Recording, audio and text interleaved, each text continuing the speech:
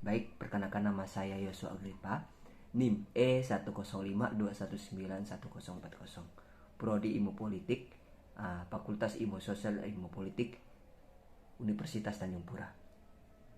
Di sini saya akan mempresentasikan tentang materi yang berjudul yaitu presidensial threshold dan parlemen threshold ya.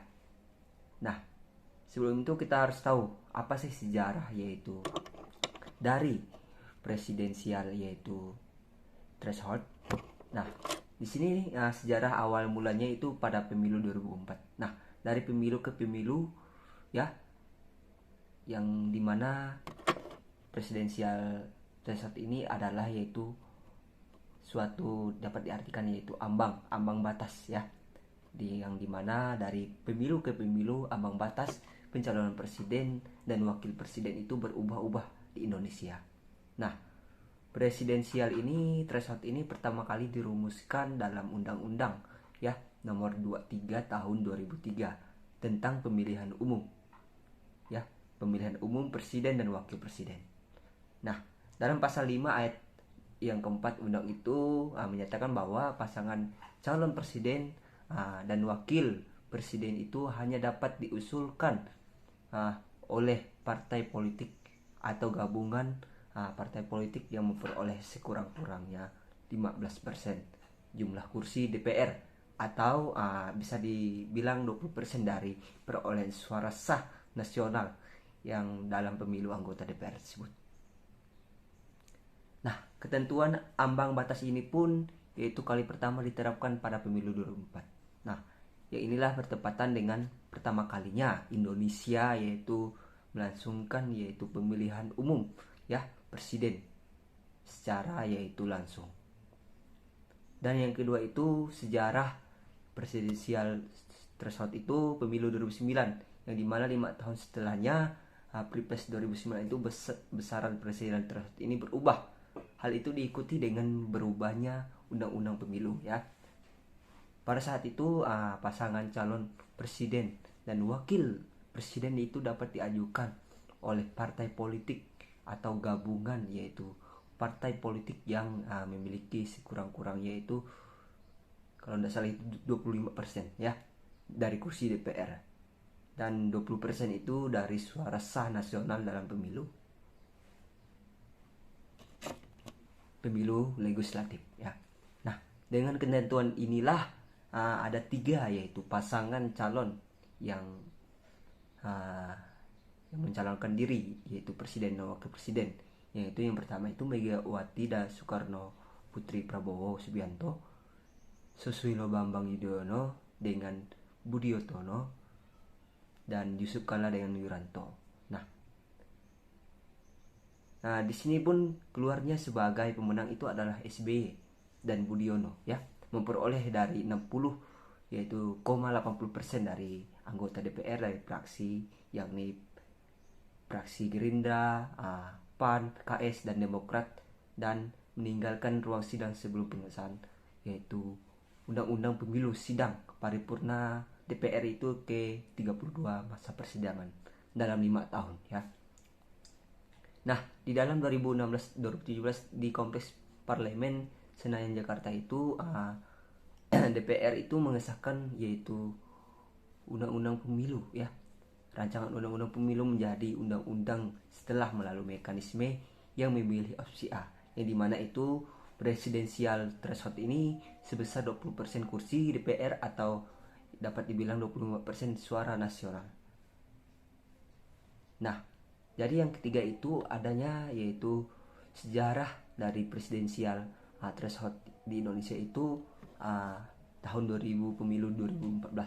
Nah, 2014 ini presidensial threshold ini tak berubah ya. Pilpres yaitu 2014 ini tetap mengacu pada Undang-Undang Nomor 42 tahun 2008. Dengan dasar tersebut pasangan calon presiden dan wakil presiden itu dapat diajukan oleh partai politik dan gabungan partai politik yang memiliki sekurang-kurangnya yaitu 25% atau kursi DPR atau 20% suara sah yaitu nasional dalam pileg tersebut. Nah, ketika itu hanya 2 pasangan calon saja ya yang mencalonkan sebagai presiden dan wakil presiden, yakni yaitu Pak Joko Widodo dan Yusuf Kala dan Prabowo Subianto dan Hatta Rajasa.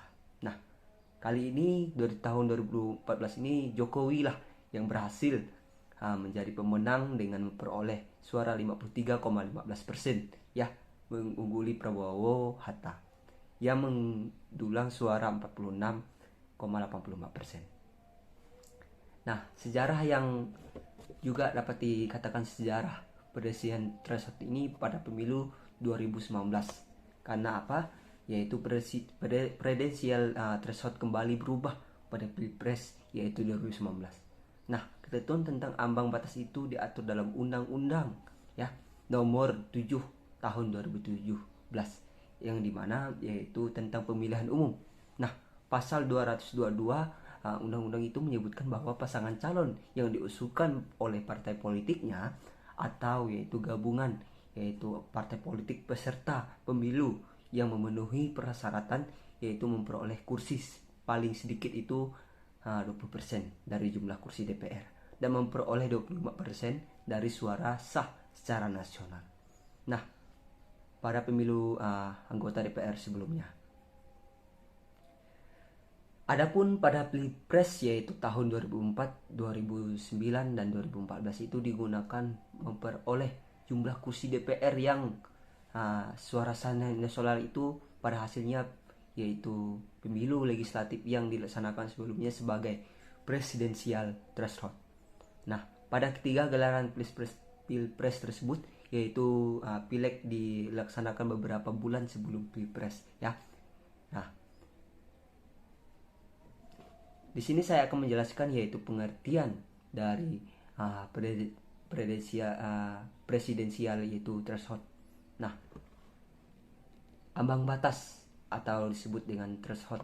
Nah, threshold ini adalah bahasa Inggris yang diartikan yaitu ke dalam bahasa Indonesia.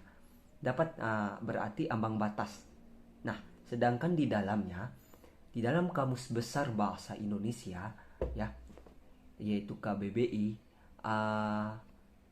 ambang batas ini dapat diartikan sebagai yaitu tingkatan batas yang masih dapat yaitu diterima atau ditoleransi ya. Nah, threshold ini atau ambang batas ini dapat diadopsi dalam sistem pemilu sebagai formulasi perhitungan suara dan kursi pada sistem perwakilan yaitu proporsional ya. Nah, threshold ini awalnya dipergunakan dalam hal melihat tingkat kompetisi yaitu partai untuk menduduki kursi daerah pemilihan dalam sistem pemilu proporsional. Nah, yang kedua yaitu dasar hukum threshold ya dalam pemilu di Indonesia.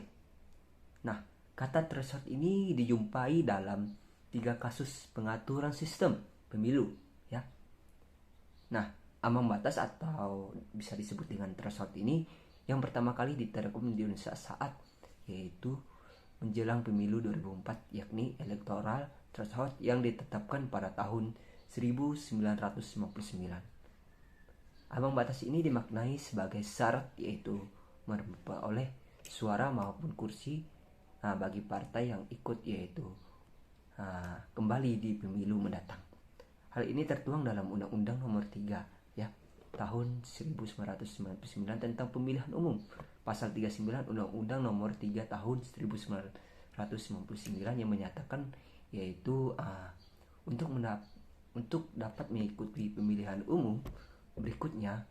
Nah, partai politik ini harus yaitu sebanyak 2% ya dari jumlah kursi di DPR atau memiliki sekurang-kurangnya 3% ya atau 300 yaitu jumlah kursi DPR 1 atau DPRD 2 yang tersebar yaitu sekurang-kurangnya 1 sampai 2,5 provinsi dan 1 sampai 2,5 yaitu jumlah kabupaten yaitu yang dimana kota madya seluruh Indonesia berdasarkan hasil pemilihan umum.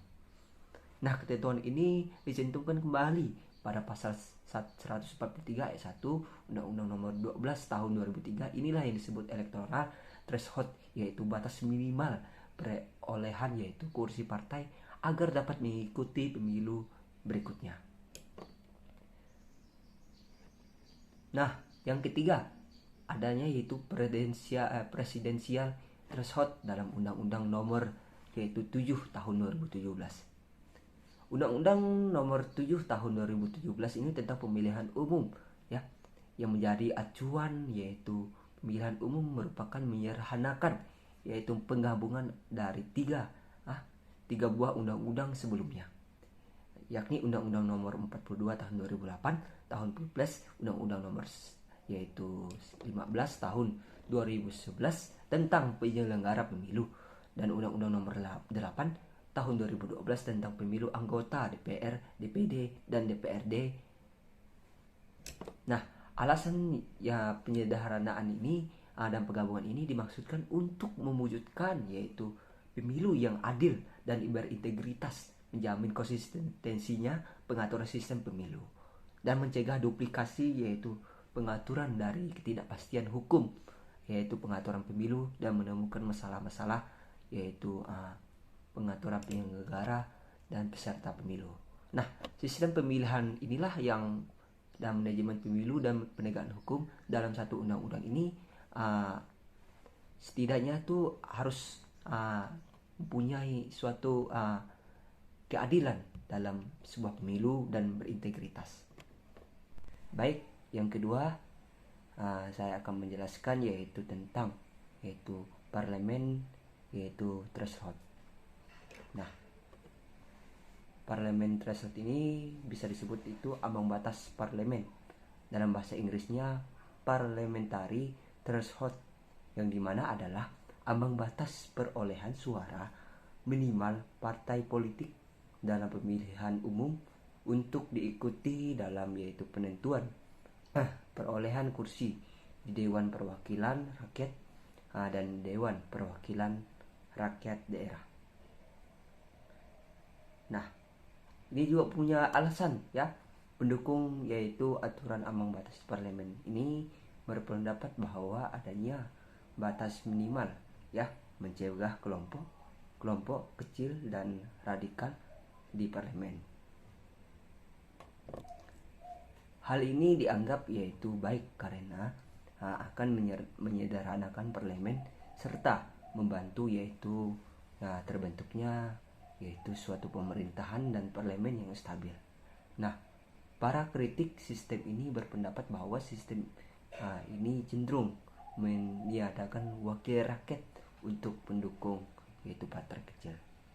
Nah, kini juga parlemen yaitu tersebut ini mempunyai sejarah ya, seperti di pemilu tahun 2009 berdasarkan pasal 202 Undang-Undang nomor 10 tahun 2008 ambang batas parlemen ditetapkan sebesar 2,5% dari jumlah suara sah secara nasional hanya diterapkan dalam penentuan perolehan kursi DPR dan yaitu tidak berlaku untuk DPRD provinsi atau DPRD kabupaten kota.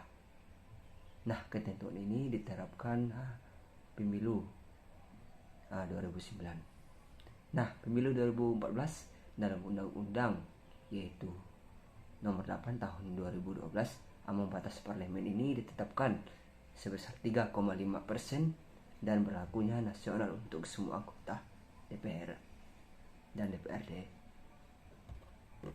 Setelah digugat yaitu 14 partai politik, Mahkamah Konstitusi kemudian menetapkan yaitu ambang batas yaitu tersebut hanya berlaku untuk yaitu DPR dan ditiadakan untuk DPRD. Nah, ketentuan ini direncanakan agar diterapkan sejak pemilu 2014. Kini pemilu 2019 dalam Undang-Undang nomor 7 yaitu tahun 2017 ambang batas ya parlemen ditetapkan sebesar 4% dan berlaku nasional untuk semua anggota DPR. Baiklah, ini hal yang dapat saya sampaikan tentang yaitu materi yaitu presidensial threshold dan parlemen threshold. Baiklah, inilah yang dapat saya sampaikan. Sekian, terima kasih.